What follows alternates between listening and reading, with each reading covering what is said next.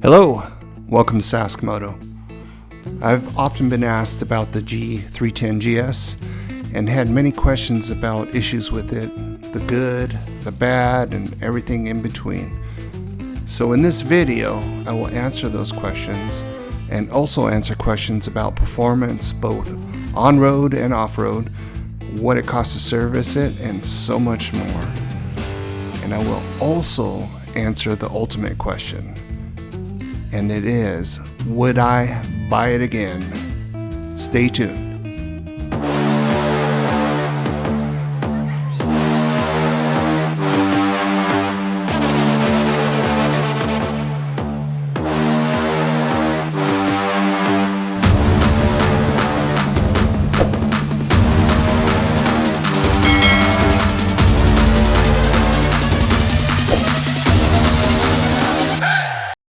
So in March of 2023, I went to the local BMW dealership here in Washington and purchased it.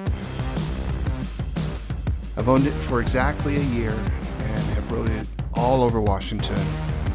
And in those journeys, I've gone to several different places, and I will show you those later on in the video.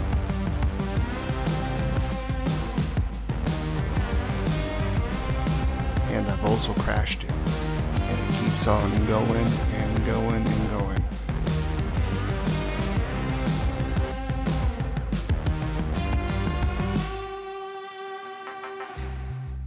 So let's talk about some of those things that people have asked about, and I will go over the list and tell you which ones I think are most important when purchasing a new motorcycle.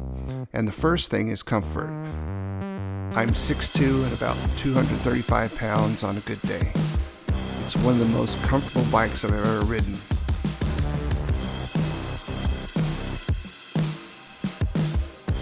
I have enough legroom and the riding position is simply freaking fantastic.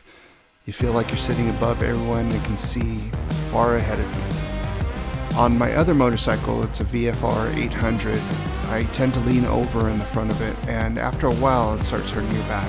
With this motorcycle you don't have that at all, and you can sit on it for a long time. I've rode it for hours and have not had issues with it. Some people complain about the foot pegs. Well, I wear a size 12 boot and it's good for me. I'm wondering, do these guys want a platform to stand on or something? So let's talk about performance. On the street, has a top speed of 89 miles per hour, or for you folks outside the United States, 143 kilometers per hour. It has a 6-speed gearbox with a red line of 10,800. It goes 0 to 60 in 3 seconds. Okay, it's not as fast as that, or as fast as a Ferrari, but it was never meant to be that. But I will say it's fast enough to safely merge onto the freeway and easily keep up with 70 mile an hour traffic with no issues. It has the ability to pass cars when it needs to. It corners like a sport bike, and let me tell you, it is so much fun to ride on the country roads. It's one of the things I enjoy the most on a Sunday afternoon. Now, it has ABS brakes both in the front and the rear. Now, it doesn't necessarily stop on a dime, but it's very safe, stops quick enough, and that is a great thing for people just starting out. And I'll give you an example of that. When you first start out, you tend to want to pull the brake lever really hard, and on street bikes or performance bikes, that could make you flip over really quickly. And that's not something fun to do, and let me tell you, I've done it before. So I have more fun riding it on the street than I do with my bigger motorcycle. It's even fun riding in the rain, and not many motorcycles are fun riding in the rain, let me tell you.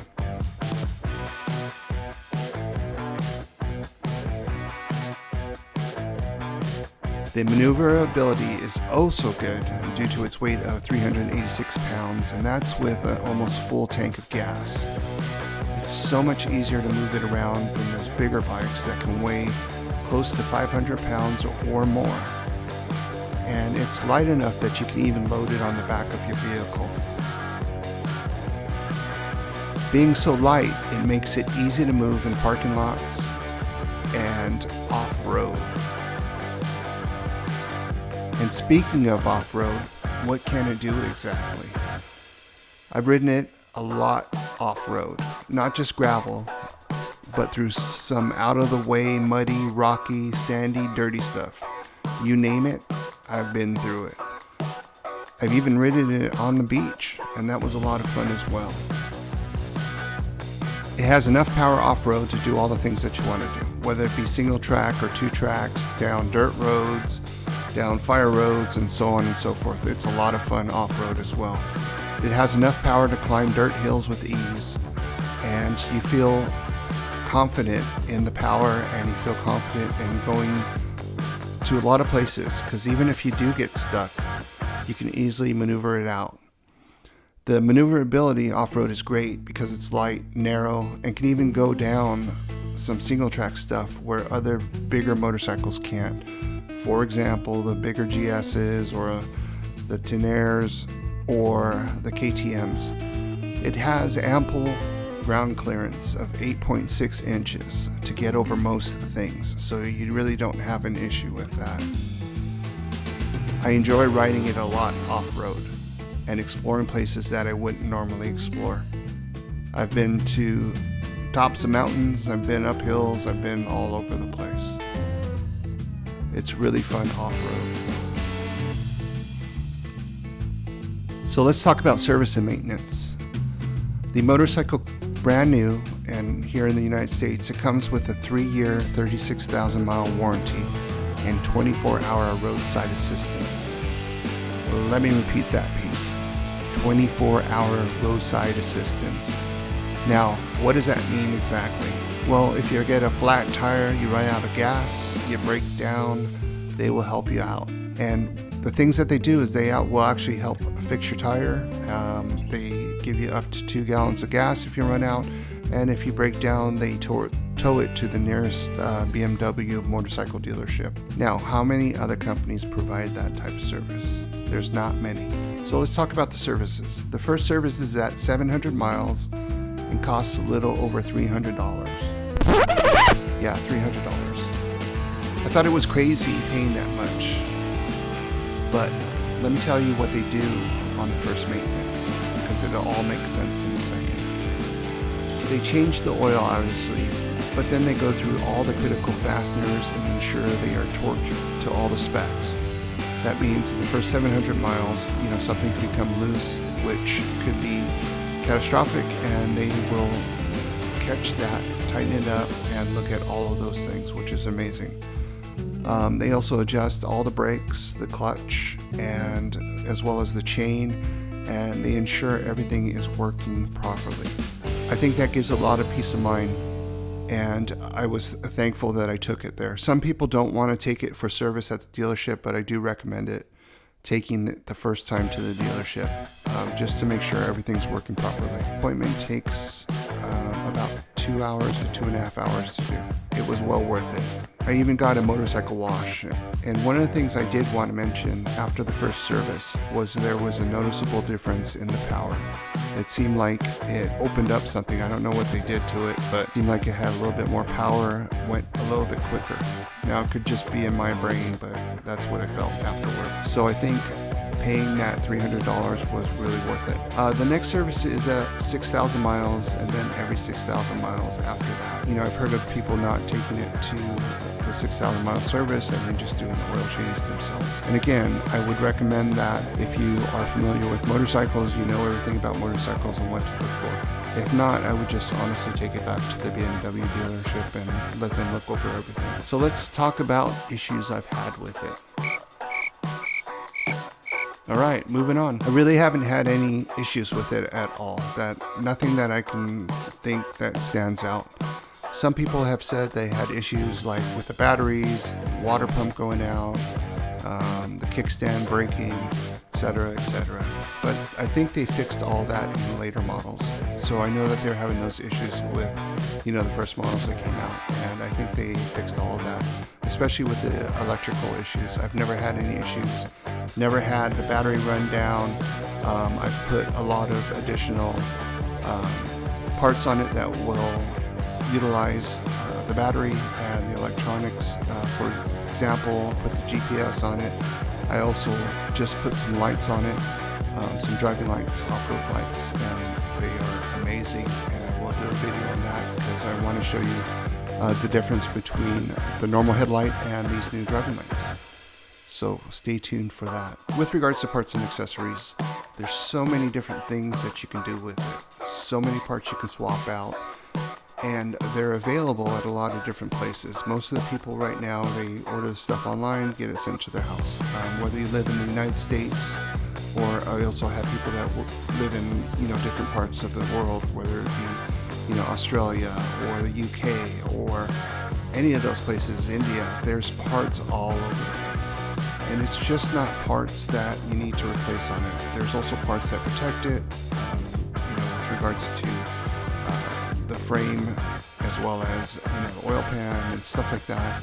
There's also comfort parts. You can buy additional seats, you can buy grips, you can buy handlebars. There's so many parts that you can buy for the motorcycle. You never have to be bored if you want to change things up either.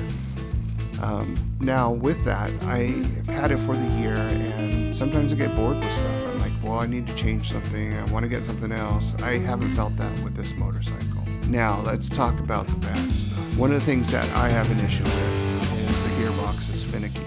When it comes to put it in neutral, the majority of the time it's perfect, and rarely there are times when the neutral indicator will be lit on the dash and it will still be in gear.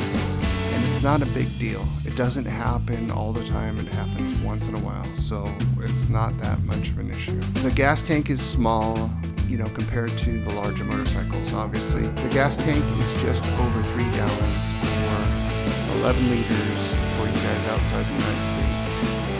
On a full tank, I can get about 165 miles or 265 kilometers. They say that it gets about 70 miles a gallon. I'm thinking around 55, 60 on a good day. So just be aware of that. Some people complain about the vibration on the motorcycle, and it's really not that bad. If you've ever ridden any other motorcycle, it's about the same.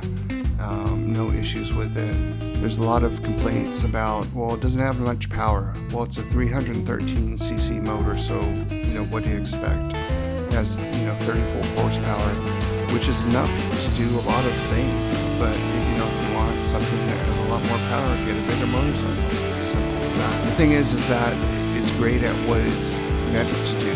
I really like it. I have a lot of fun. Like I said, I have a bigger motorcycle, and I really don't miss it. It sits in the garage collecting dust. I ride this thing everywhere. Other than that, there's nothing I can really complain about. There's a lot of people that complain about stuff online, and I get it. It's not their cup of tea, and that's okay. For me, the biggest question is, would I buy it again? And I would tell you, heck yeah, in a heartbeat I would. I have so much fun riding it. It's a sense of exhilaration. I'm so looking forward to the future and where it can take me. And hopefully you will join me on this adventures. Hopefully this video has been good for you, and if it has, please like and subscribe. Remember, don't just exist.